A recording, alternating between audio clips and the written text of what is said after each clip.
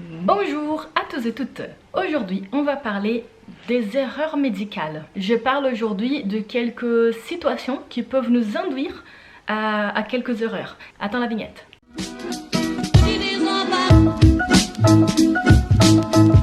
Bon, pour parler des erreurs médicales, je commence déjà par le fait que tous les médecins sont susceptibles à commettre des erreurs.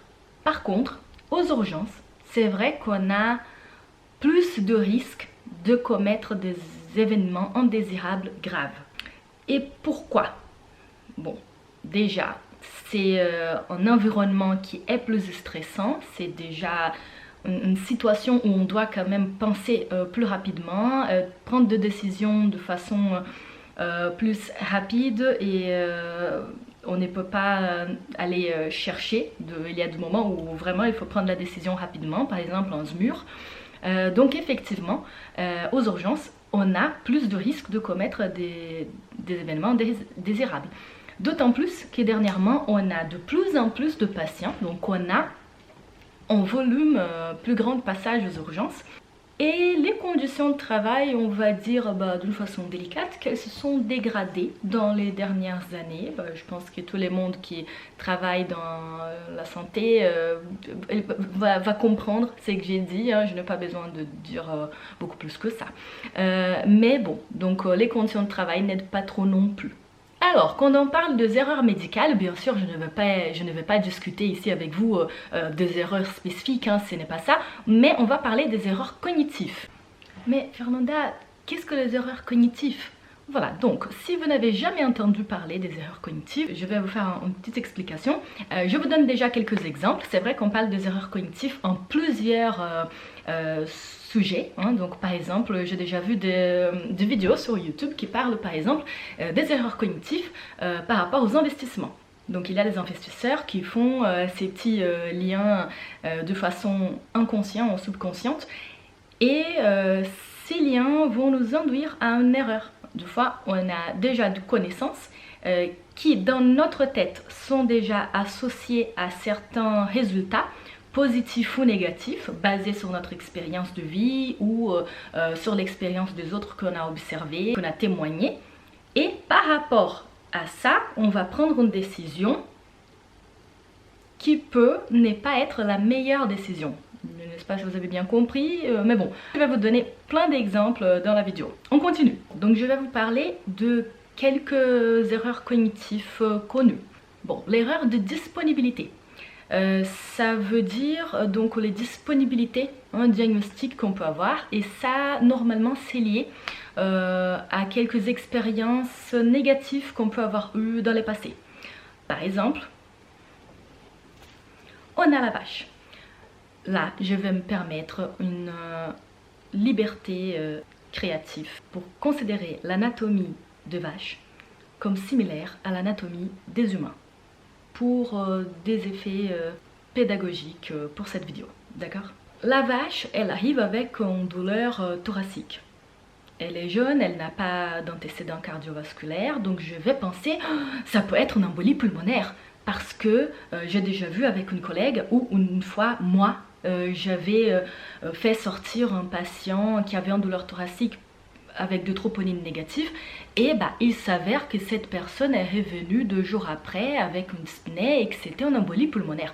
Donc maintenant je suis hantée par cette impression, par cette expérience passée d'une possibilité d'une embolie pulmonaire et maintenant tous les mondes qui arrivent avec une douleur thoracique, je vais avoir cette peur de laisser passer une embolie pulmonaire. Donc je suis fixée sur cette possibilité, même si voilà, ma petite vache n'a pas de dyspnée, elle n'a pas de désaturation, elle n'a pas de tachycardie, il n'y a pas d'autres signes cliniques. Voilà, et je vais rester fixée, un peu obsédée avec cette possibilité, et j'oublie d'autres possibilités diagnostiques qui peuvent être plus probables dans ces cas-là. Donc c'est les niveaux d'expérience clinique qui jouent un rôle majeur dans cette situation-là.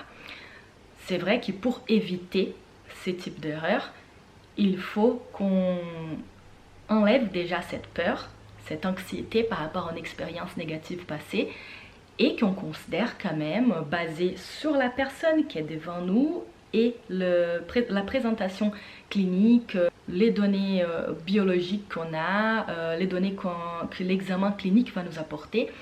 Il faut qu'on fasse attention et confiance aux éléments qu'on retrouve au fur et à mesure. Les conclusions hâtives.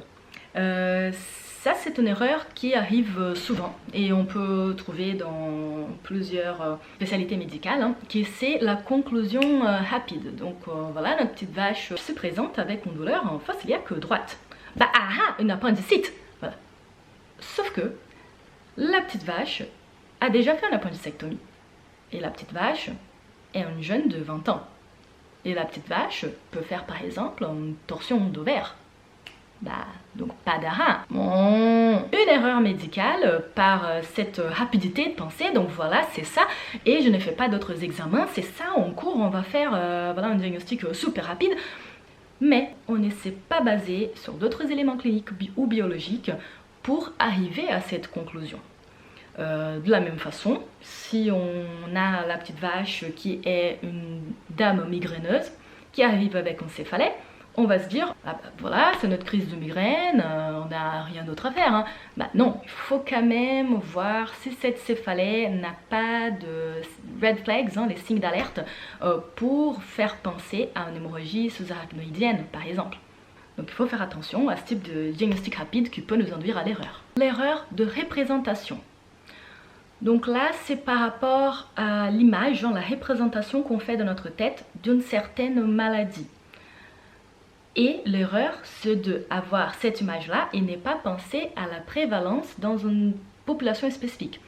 Par exemple, on a la vache, qui dans ces cas va être un monsieur de 60 ans, qui vient avec une douleur thoracique. Mais on regarde cet monsieur et il est mince, il est athlétique, il ne fume pas, voilà, on ne trouve pas vraiment de facteur de risque cardiovasculaire.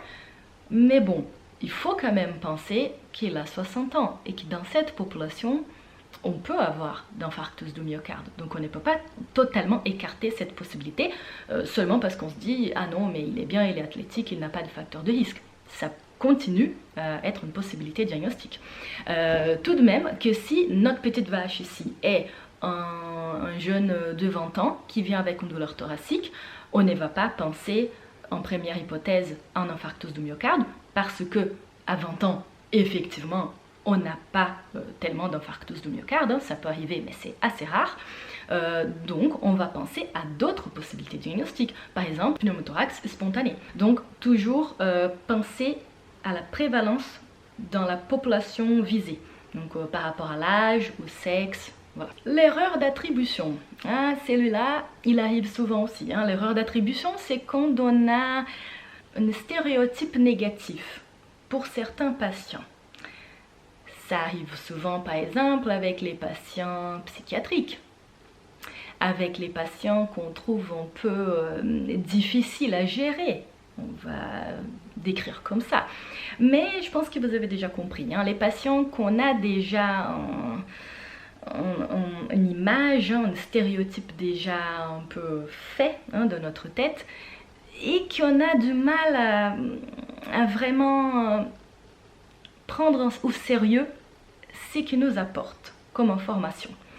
Donc effectivement, un patient qui a déjà des antécédents psychiatriques, on va dire est-ce qu'il me dit vraiment ce qu'il ressent ou est-ce qu'il est en train de dire de symptômes un peu à droite à gauche? Est-ce que je peux vraiment faire confiance à ce qu'il me dit? Est-ce que cette personne, donc ces patients qui est un peu déjà plaintif, hein, qui est déjà venu plusieurs fois aux urgences, ça arrive souvent, hein, on regarde, on voit « Oh la vache !» Et déjà, troisième passage, c'est moi, pour une douleur abdominale.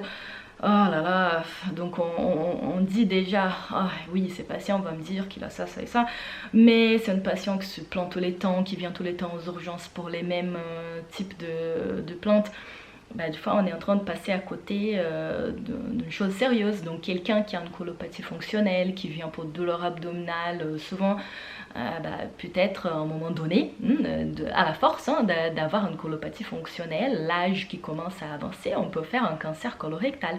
On a aussi dans des pathologies aiguës, par exemple un trauma crânien lors d'un accident de voiture, on peut avoir un patient qui est agité, avec un trouble de comportement aigu, parce qu'il vient de faire un trauma crânien. Ça m'est déjà arrivé au Brésil, pas exactement avec moi, mais je me souviens d'un collègue qui est allé dans un accident de voiture et la personne était vraiment agitée, difficile, et voilà, tout le monde se fâche contre cette personne en disant mais voilà, il est agressif, il est agité. Et bon, ce n'est pas parce qu'il était alcoolisé, ce n'est pas parce que c'était une personne difficile, c'est parce qu'il avait fait effectivement un hématome sous-dural aigu et qu'il était agité par rapport à la céphalée, la pression qu'il avait au niveau intracrânien. Et à un moment donné, toute cette agitation, tout d'un coup, s'est stoppée. Il a eu un trouble de la conscience voilà, avec un Glasgow 3 et ils ont dû se dépêcher. Voilà, donc ça peut arriver. Il ne faut pas tout simplement se baser sur ces stéréotypes négatifs qu'on a déjà dans notre tête et laisser passer de pathologies graves. L'erreur d'ancrage. Ça veut dire qu'on s'accroche tellement à une possibilité diagnostique même si les données nous montrent une autre chose. Par exemple, notre petite vache, messieurs, que normalement on boit un peu d'alcool, on va dire comme ça, et il a déjà fait de pancréatite aiguë dans les passés. Aujourd'hui, il se présente avec une douleur abdominale. Voilà, un bar, thoraco-abdominal. Et on va penser, ah ah, il fait une nouvelle pancréatite aiguë. D'accord, sauf que sur les bilans biologiques, on a un lipase qui est négatif. Voilà, on n'a pas d'altération d'enzymes pancréatiques. Et les messieurs nous disent qu'il a arrêté de boire. Donc ça fait déjà quelques années qu'il ne boit pas. Est-ce qu'on le croit, le monsieur qui dit qu'il ne boit pas? Non, on est tellement fixé avec l'idée de la pancréatite aiguë ou un pancréatite devenu chronique qu'on ne va pas les croire. On va dire, ah oui, il a arrêté de boire, d'accord. Et on va penser que c'est ça. Et on ne va pas penser à d'autres possibilités diagnostiques, comme par exemple un infarctus de myocarde inférieur. Ça peut arriver. De la même façon, quand on a par exemple les patients qui sont alcooliques chroniques et que c'est présente suite à une crise d'épilepsie qui est tout de suite associée à une condition de delirium tremens. Oui, bien sûr, on a souvent de convulsions dans les situations où cette personne qui a déjà une alcoolisation chronique ne trouve pas d'alcool, reste donc en sévrage et peut présenter ces troubles neurologiques. Mais on ne peut pas non plus penser que à ça et ne pas faire d'autres examens parce qu'on est sûr que c'est ça. Est-ce qu'on peut vraiment savoir qu'il n'a pas fait une autre altération neurologique qui peut induire à une convulsion? Donc on ne peut pas non plus se fixer sur une idée et s'accrocher tellement si on a d'autres éléments qui nous disent non, faites attention, regardez vers l'autre côté. Voilà, donc il faut faire attention à ces nouveaux éléments qui arrivent au fur et à mesure de notre évaluation clinico-biologique. L'erreur affective. Ça, c'est par rapport à certaines émotions que les praticiens peuvent avoir envers les patients. Des émotions, par exemple, de se sentir touché. Ça arrive par exemple avec des gens qui disent même je ne peux pas faire de la pédiatrie parce que je ne supporte pas voir des enfants souffrir. Heureusement, voilà, ces personnes ont déjà vu qu'elles n'arrivent pas à gérer ces émotions dans cette situation et ils ont déjà choisi une spécialité qui ne le met pas tous les temps face à des enfants en souffrance. Mais c'est vrai qu'on peut avoir des situations personnelles ou familiales à un moment donné qui nous sensibilisent par rapport à certaines maladies, à certaines pathologies chroniques. Par exemple, si on a quelqu'un de très cher qui est atteint d'un cancer, ça peut nous induire tous les temps à faire des recherches plus poussées, voilà, parce que, et si ces patients a un cancer exactement comme a fait cette personne qui est chère à moi. Donc effectivement, on peut laisser ces côtés un peu affectifs prendre l'avant dans la situation. Tout de même que si on a voilà, les mêmes patients d'avant là qui est un peu difficile, une personne un peu insistante et qui vient plusieurs fois aux urgences, si elle apparaît à 4 h du matin et qu'on n'a pas, voilà, on dit mais franchement cette personne vient de nouveau pour la même chose à 4 h du matin, c'est pas bien.